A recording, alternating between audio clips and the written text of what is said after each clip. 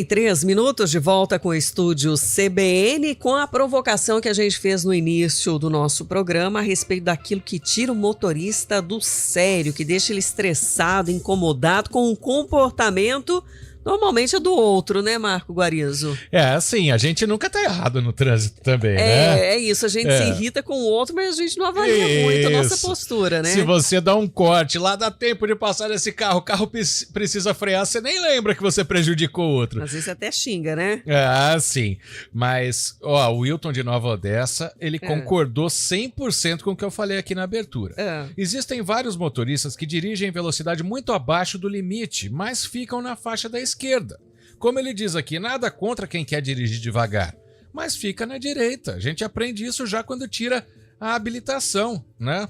Claro que eu dei o exemplo da Francisco Glicério, às vezes você tem que entrar para Conceição, para Moraes Salles, né? Tem muitas avenidas que desembocam, ruas e avenidas que desembocam à esquerda, mas realmente não dá para todo mundo ficar passeando ali, até porque tem a sequência de semáforos. Se você passar perto do limite de 50 por hora, você vai pegar todos verdes. Senão, você passa e deixa o outro motorista com o sinal fechado. E nas rodovias, a mesma coisa, né? A rodovia é aquela coisa que você citou, né? O cara que fica grudando na traseira do outro. Uma vez eu fiz uma live aqui para a CBN com um especialista chamado César Unhani, o Enzo conhece ele muito bem, e ele diz, né? Deixa a esquerda livre.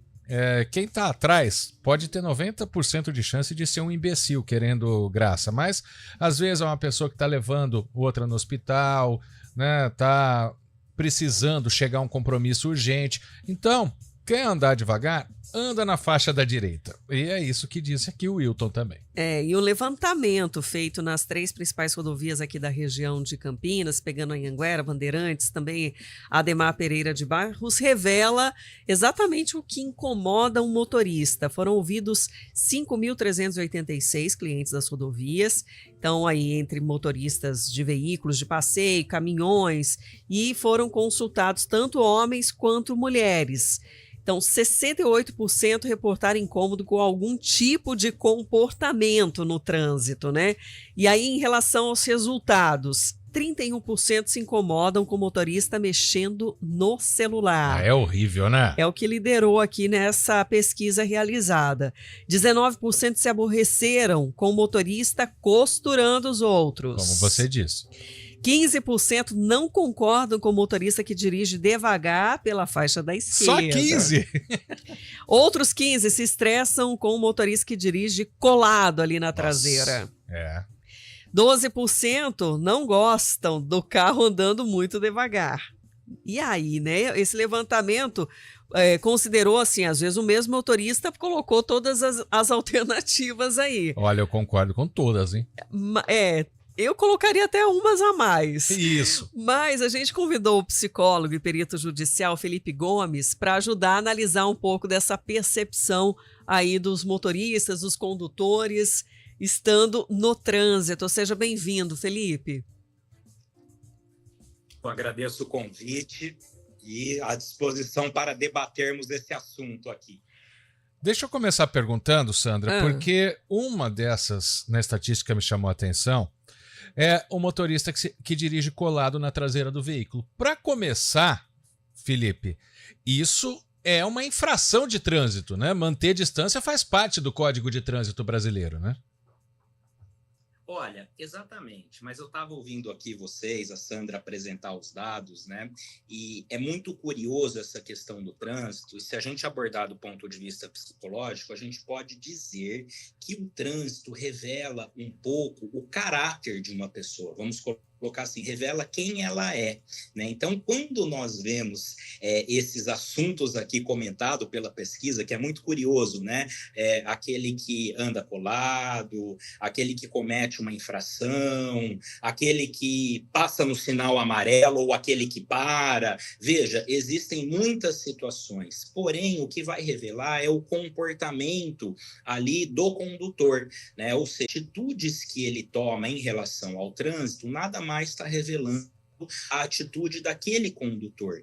E é muito interessante isso, porque muitas vezes pessoas ali agressivas, intolerantes, ou que até mesmo não manifestam esse comportamento pelas vias da sociedade, mas protegidas ali por um carro, porque um carro também pode trazer ali um sentimento de poder, né? E um carro é uma verdadeira arma também, se você for pensar bem. E aí a pessoa vai justamente colocar ali a sua agressividade, a sua intolerância, né? Impaciência.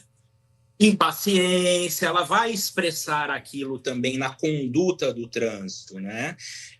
Não praticar uma direção defensiva, por exemplo, que é o que é recomendado quando a gente aprende a dirigir nas autoescolas, né? Enfim, pelos especialistas em geral. Uhum. Tem a parte técnica mesmo, né? Que é isso que você falou, aprende lá na autoescola, todas as regras, não dá para dizer que não sabia, ou a escola não foi boa, né? Mas isso do comportamento no trânsito, né? E quando os motoristas, né? A gente fez aqui a provocação, né? Com os nossos ouvintes tá também. Chegando muito, viu?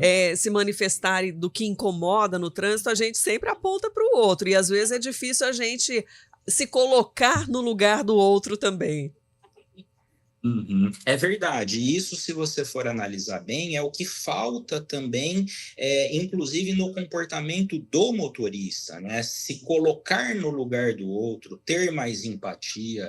Inclusive, uma das regras que aprendemos lá na formação do condutor e dentro do jargão do trânsito que utilizamos é a regra do irmão mais novo, né? Ou seja, aquele que é mais vulnerável, né? Você deve se colocar no lugar, dar preferência, né? Parar para o pedestre, porque ele é mais vulnerável, né? Então, ou seja, ele é o irmão mais novo. Agora, esse tipo de atitude também são atitudes que devem ser trabalhadas em termos de educação, né? De uma psicoeducação dos motoristas. E como você muito bem colocou, né? A regra se sabe, mas o que acabamos vendo na prática é justamente essas atitudes, né? De desrespeito, de agressividade, intolerância. É um interesse pessoal mesmo, né? Do seu interesse pessoal. Muitas vezes, esses motoristas que agem dessa maneira, né, exatamente, vão se revelar também como pessoas ali que não priorizam também um pouco o respeito, a vida do outro, às vezes até mesmo a sua própria vida, colocando ela em risco. Então, justamente ali uma atitude irresponsável, vamos colocar dessa maneira. Felipe, chegou um áudio para a gente de um ouvinte aqui, eu vou colocar no ar, porque é o seguinte, aí a gente não está só falando de desrespeito aos outros, mas desrespeito à lei de trânsito também. Vamos colocar meu quase xará, é o meu nome no plural, que mandou a mensagem para a gente. Oi, meus caros, tudo bom? É Marcos aqui de Campinas. O que mais me irrita no trânsito, inclusive acabei de vivenciar isso agora, são as pessoas que estão vendo que tem uma fila para uma conversão à direita ou à esquerda e que furam a fila na porta da curva, por exemplo, ou da saída da rodovia. E também aqueles que ultrapassam pela direita, pelo acostamento e transitam pela faixa zebrada. Ou seja, são as pessoas que acham que o seu direito é mais importante do que o direito do outro, e com isso acaba todo mundo sendo prejudicado porque o trânsito fica, na média, mais devagar. Um abraço para vocês. Aí, abraço, Felipe. Marcos. Querendo ganhar vantagem aí nesse caso. É verdade, e aí muito bem colocado pelo Marcos, aqui seu xará, e o Marco também, né, reforçando justamente o caráter também do desrespeito à lei, né, e de fato, um dos indicativos que nós também avaliamos ali na personalidade de alguém é também a questão do respeito às normas sociais, e isso acaba sendo evidenciado no trânsito, né, e que incomoda aqui, como o nosso ouvinte, o Marcos, colocou, porque é um desrespeito às normas, às leis do trânsito, né? Então, ele está ali com um comportamento irresponsável, demonstrando que ele não se importa para o outro, para as leis, transgride a norma, vai lá e faz uma conversão que não pode, além de prejudicar, colocando também a vida de terceiros em risco, né? Uhum. É isso. Chegou algumas reclamações, é até um meme aqui em Campinas, viu, Felipe? Que campineiro não dá seta. É claro que a gente não generaliza, a gente mas fala... Mas não é só aqui não, tem essa dificuldade dos motoristas fazerem uso dessa sinalização. É que a gente fala em tom de brincadeira porque virou um meme, porque muito acontece. Eu vou dizer, mais aqueles carros mais sofisticados, parece que as pessoas não precisam dar seta. E a gente tem que lembrar que pelo Código de Trânsito Brasileiro, a falta da seta, a falta da sinalização também dá multa, né?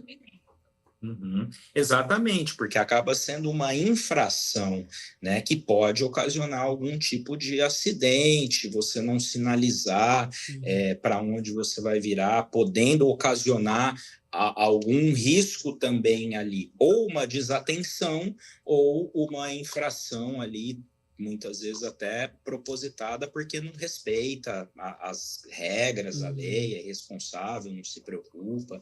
Então, aí, pelo jargão, que não é só em Campinas, aqui em Ribeirão também se aplica, né? Mas então precisa ensinar essa nova modalidade aí aos moradores, viu?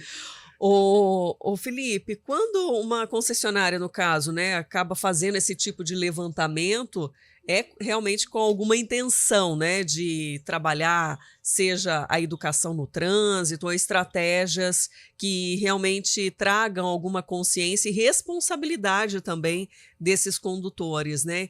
E isso é importante. Exatamente. Tanto isso quanto as pesquisas. É o que que nos vão dar os dados para poder analisar.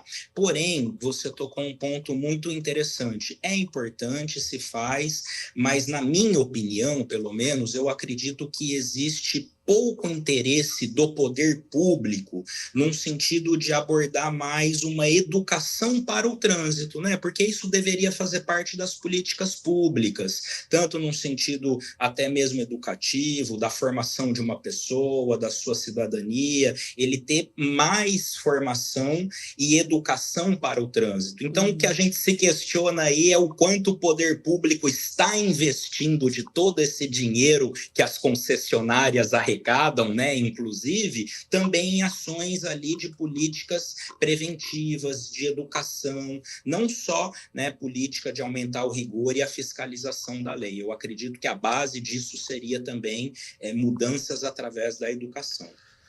Felipe, agora da maior reclamação, né? 31% se incomodam com o motorista mexendo no celular. A gente está vendo que isso atrapalha. Às vezes o semáforo abre, o cidadão está no celular e segura todo mundo. Às vezes na estrada ele acaba fazendo zigue-zague, porque eu até já ouvi falar, você pode confirmar, que a falta de atenção do celular é a mesma de uma pessoa ter ingerido bebida alcoólica, né? A falta de reflexo que acontece. Então também precisa de alguma atualização da lei para, por exemplo, radares pegarem gente mexendo no celular, para a gente conseguir ter algo que tire o que acabou. Olha, precisa ter o maior rigor da lei, e isso já é uma realidade, inclusive, porque as tecnologias, os radares, eles até permitem a identificação.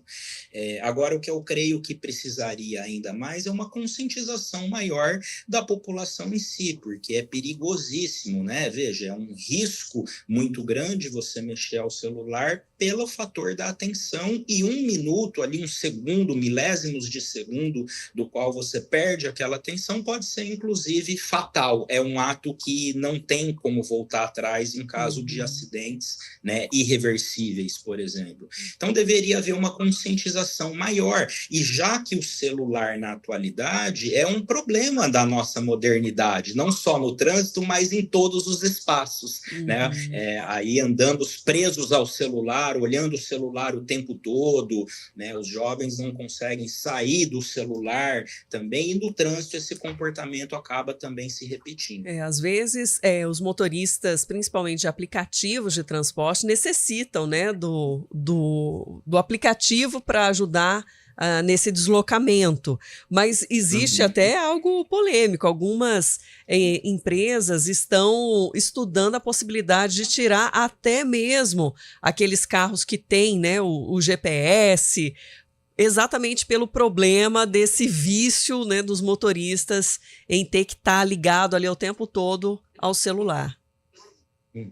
Exatamente. São problemas que a tecnologia nos trazem uma melhoria, respostas, e, por outro lado, também trazem problemas que precisamos ali repensar o modo de utilizar, né? E convenhamos, não há a menor necessidade de, dirigindo um carro, você ali olhar uma mensagem, olhar o celular, né, naquele momento. Os aplicativos normalmente ficam com o áudio exatamente para que o motorista não precise desviar a atenção. Tem até uma reclamação do nosso ouvinte aqui que eles param em qualquer lugar, porque tem que receber os passageiros, né? Essa é uma outra questão que também mudou o comportamento. Veja, é muito interessante isso que vocês estão trazendo, né? Celular, o aplicativo, a lei, né? Até porque a gente pode pensar que nem a própria legislação ela acompanha a velocidade desse tipo de mudança na sociedade. Né? Essas mudanças elas são recentes, elas não são de 10 anos para trás. Nós estamos falando de algo que mudou muito rápido e muda numa velocidade muito rápido. Então, a legislação ainda não acompanha. Né? Esse é um outro problema. Né? Como os motoristas de aplicativo, os outros meios de transporte, descer e parar um passageiro também, isso ainda não tem uma regulamentação tão clara, né? Felipe, muito obrigada pela participação, por trazer mais esclarecimentos também aqui para os nossos ouvintes refletirem mais sobre o comportamento próprio no trânsito. Tá bom, eu que agradeço vocês pelo convite, fico muito honrado, e a todos os ouvintes também, e deixo como uma mensagem que a gente possa utilizar, então, uma melhor educação para o trânsito, né? Felipe Gomes, psicólogo e perito judicial. Obrigada e até uma próxima. Olha, tem mensagem para ler de monte aqui, viu, Sandra? A questão da seta, já o Cristiano